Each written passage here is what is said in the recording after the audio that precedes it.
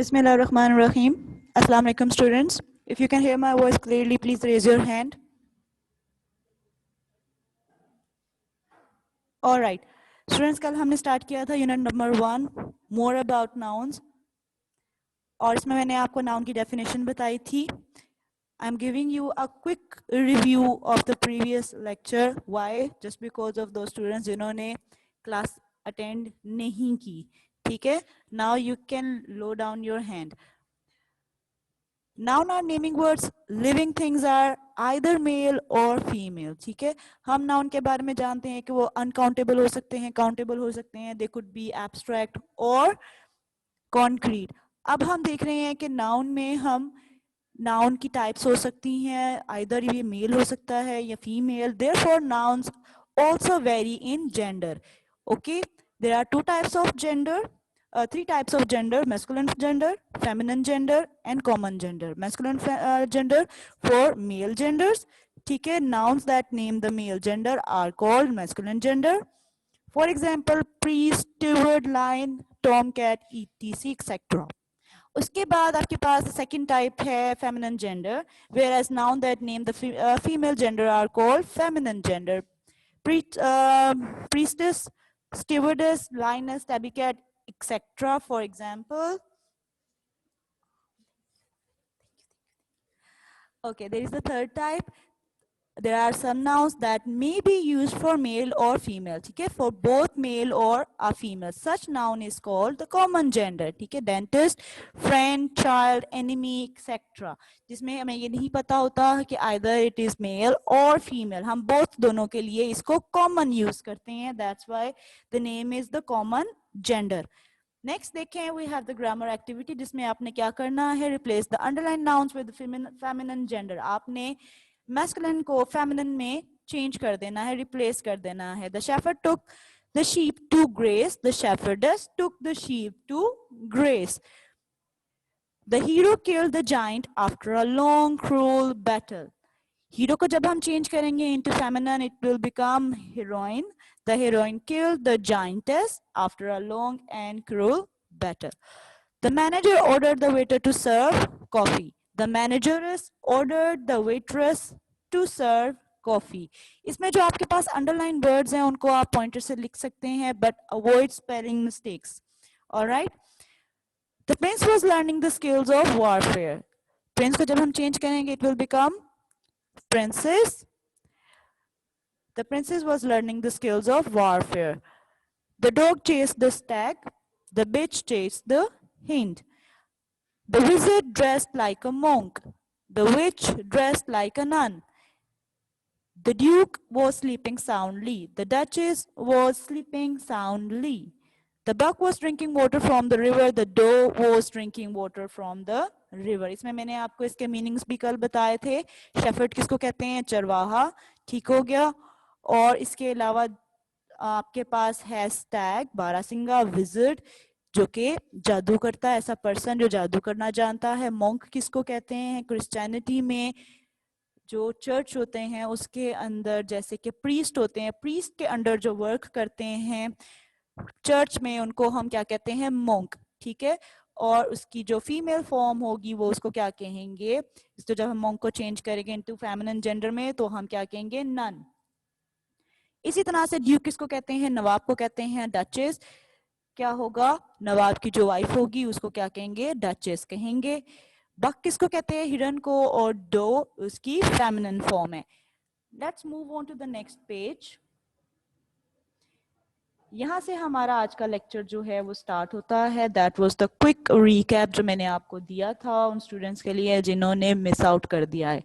ठीक है, 9 देखें. आई सा beautiful gander in the zoo. Gander किसको कहते हैं? गेंडर कहते हैं डक को. डक की ही एक फॉर्म है. डक की जो नेक है वो स्मॉल होती है, गेंडर की उससे ज्यादा लार्ज होती है. ठीक है, आपने इसको कैसे रिकग्नाइज करना है? You will find a picture. आपने गूगल करना है इसको और इसकी पिक्चर देखनी, कंपैरिजन देखना है आपने बिटवीन डक एंड गेंडर. ठीक हो गया. इसमें कंपैरिजन क्या होता है वो मैंने आपको बताया है कि डक की जो नेक है वो छोटी होती है और गेंडर जो हंस है उसकी नेक जो होती है वो थोड़ी लार्ज होती है. I saw a beautiful goose in the zoo. इसका feminine form क्या होगा? Goose. इसके बाद देखिए, my headmaster has a clot in his village. मेरा हेडमास्टर जो हैज अ क्लॉट, क्लॉट किसको कहते हैं? इट्स अ यंग हॉर्स, ऐसा हॉर्स जिसकी एज बिलो 4 हो, ठीक है, 4 years old, below 4 years old जो हॉर्स होता है उसको हम क्या कहते हैं? क्लॉट। ठीक हो गया, ये आपने याद करना है। अगर आप इसको लिखना चाहते हैं, you can write on your book, young horse, ठीक है, at the age of below 4 years old, ठीक है, जो कि बिलो 4 years ओल्ड होते हैं वो, उनको हम क्लॉट कहते हैं। My headmistress, headmaster को जब हम चेंज करेंगे फेमिनिन जेंडर में, it will become head ministers, mistress has a filly in her village. ठीक हो गया, फिली इसकी फीमेल फॉर्म होगी, 4 years old, below 4 years old जो यंग हॉर्स होगा उसको हम क्या कहेंगे? मेयर होगी उसको क्या कहेंगे? फिली।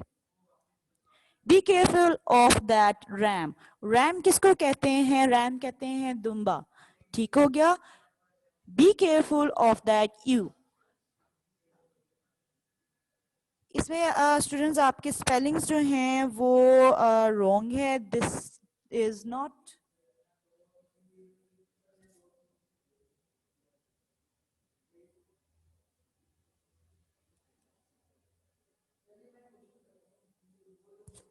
Okay, the spellings is EWE, ठीक है, यू।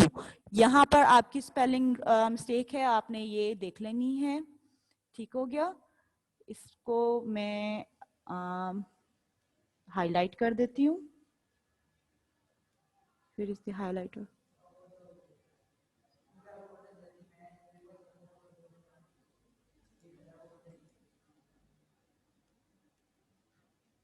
या इसको मैं हाईलाइट कर रही हूँ because the spellings are wrong, EWE, इसको आप करेक्ट कर लें। ठीक हो गया, ewe, be careful of that ewe. Ram किसको कहते हैं? दुम्बा।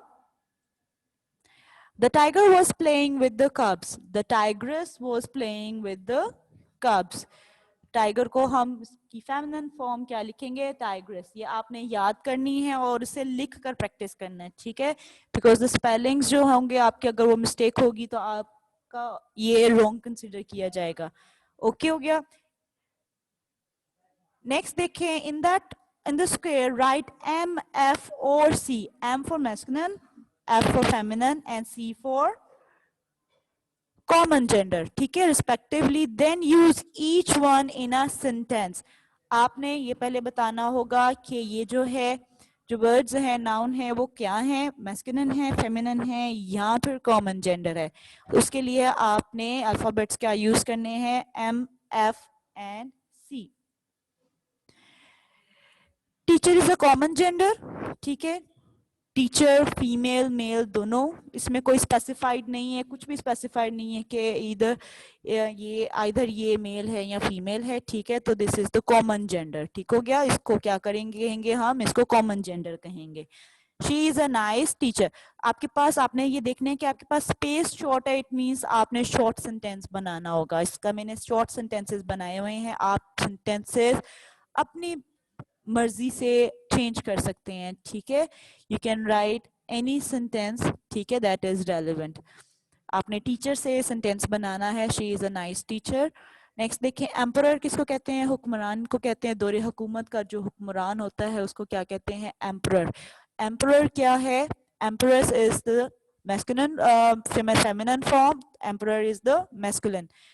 The emperor lived in the palace, रहता था, एम्परर पैलेस में रहता था। नेक्स्ट देखें, bird is also a common gender, इसके लिए भी हम सी यूज करेंगे। आई सा a bird on the tree. Steward, steward किसको कहते हैं? ऐसा पर्सन जो कि इंचार्ज होता है शिप का, उसको क्या कहते हैं? स्टीवर्ड कहते हैं, ठीक है। There is a difference between steward and captain, ठीक है। Captain someone who runs the ship, जो ड्राइव करता है शिप को, लेकिन स्टीवर्ड क्या करता है? वो इंचार्ज होता है, वो शिप के तमाम काम देखता है कि शिप में जितने भी काम हैं वो ठीक से हो रहे हैं या नहीं हो रहे हैं, ठीक है। So there is a difference between steward and captain. Steward is the masculine form, My father is a steward. Next देखें chairman. Chairman is also a common gender, उसके लिए आप सी यूज करेंगे. The chairman is a honest person. आपने formation को follow करना है, होमवर्क भी करना है, जो कि मैं आपको पहले भी बता चुकी हूँ कि आपने इसे होमवर्क में भी लूशीट पर भी करना है और आपने इसको बुक पर be neat and clean writing में करना है. ठीक है, following the formation. Pointer words जो मैं आपको बताऊंगी आप उन्हीं को ही पॉइंटर से लिखेंगे. जैसे कि आपका जो ऊपर वाला क्वेश्चन है ये, इसमें आपने जो अंडरलाइन वर्ड्स हैं उनको आप पॉइंटर से लिख सकते हैं. ठीक हो गया. और इसके अंदर जो आपका वर्ड है, लाइक टीचर, जब आप एक सेंटेंस में यूज करें तो वो जहां पर आप यूज कर रहे हैं you can right it in with the pointer. ठीक हो गया. नेक्स्ट देखें, replace the underlined nouns with the common gender. One has been done for you. आपने यहाँ पर क्या करना है, read the question carefully. First आपने क्या करना है, क्वेश्चन केयरफुली पहले रीड करना है, उसके बाद आपने इसके आंसर्स लिखने हैं. ठीक है, आपसे कहा क्या जा रहा है कि आपने अंडरलाइन वर्ड्स को रिप्लेस कर देना है विद द कॉमन जेंडर, जो कि कॉमन हो. One has been done for you. The steward and stewardess were ready for the fight to leave. The flight attendants were ready to leave. इसी तरह से देखें, we took parentless boy and girl to the orphanage. Orphanage किसको कहते हैं? It's the place जहां पर orphan को रखा जाता है, orphans को रखा जाता है, जिनको हम अदर वर्ड्स में क्या कहते हैं, पेरेंटलेस बॉय एंड गर्ल. ठीक है, orphan is the common gender, जो कि एक कॉमन जेंडर है. इसमें आप स्पेसिफाइड नहीं करते कि either it is a male और फीमेल. सो आप इसको जब चेंज करेंगे into a common gender you will write down orphans. ठीक है, I am underlining it. We took orphans to the orphanage. Next देखिए, post for a man and woman dentists are laying vacant in this hospital. vacant का क्या मतलब होता है? vacant का मतलब होता है empty, यानी कि जो पोस्ट है मैन और वुमेन डेंटिस्ट की वो इस हॉस्पिटल में खाली हैं. it means the vacancy is open. Post for dentist. Dentist is the word that we use as a common. ठीक है, जिसको हम कॉमनली यूज करते हैं. Post for dentist are lying vacant in this hospital. इसी तरह से देखें next, male and female doctors were attending to the earthquake victims. Earthquake victims कौन होंगे? ऐसे लोग जो जो के अर्थक्वेक में जो जख्मी हो चुके हैं वो क्या कहलाएंगे? Earthquake victims.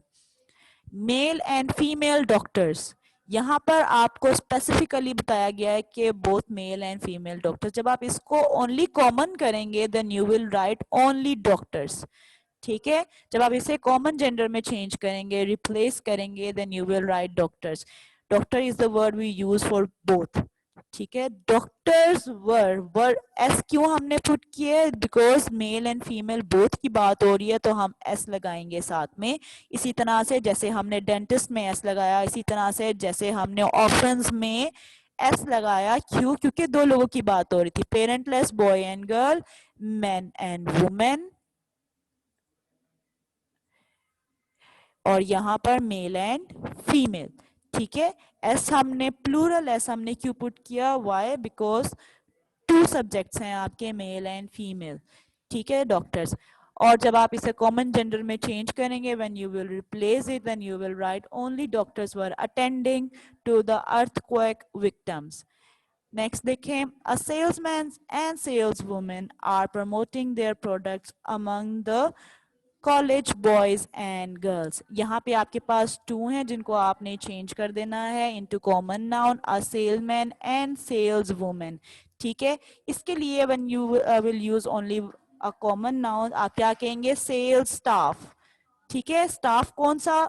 वो स्टाफ जो कि चीजों को सेल करता है. ठीक है, staff is the collective noun जिसमें बोथ मेल एंड फीमेल आ जाता है, तो हम यूज करेंगे स्टाफ वर्ड.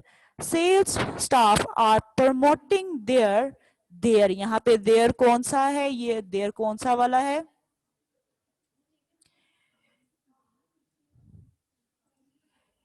ये देयर है उनका. ठीक है, दो तरह के देयर होते हैं, do not get confuse between them. THEIR जब आप ज्यादा लोगों की चीज के बारे में बात करते हैं तो आप देयर यूज करते हैं, और THERE देयर वाला क्या होता है, दिस अ डिमॉन्स्ट्रेशन, जब आप किसी जगह की तरफ इशारा करते हैं, देयर इज अ पार्क, तो उसके लिए आप THERE वाला यूज करते हैं। ठीक है, sales staff are promoting their products, products किसको कहते हैं, चीजों को कहते हैं जो वो सेल कर रहे हैं। ठीक है, among college students, boys and girls, definitely because this is the college. तो कॉलेज के लिए जब आप बोथ यूज कर रहे हैं एज अ कॉमन, तो आप वर्ड क्या यूज करते हैं, स्टूडेंट्स। ठीक है, sales staff are promoting their product among school among college students.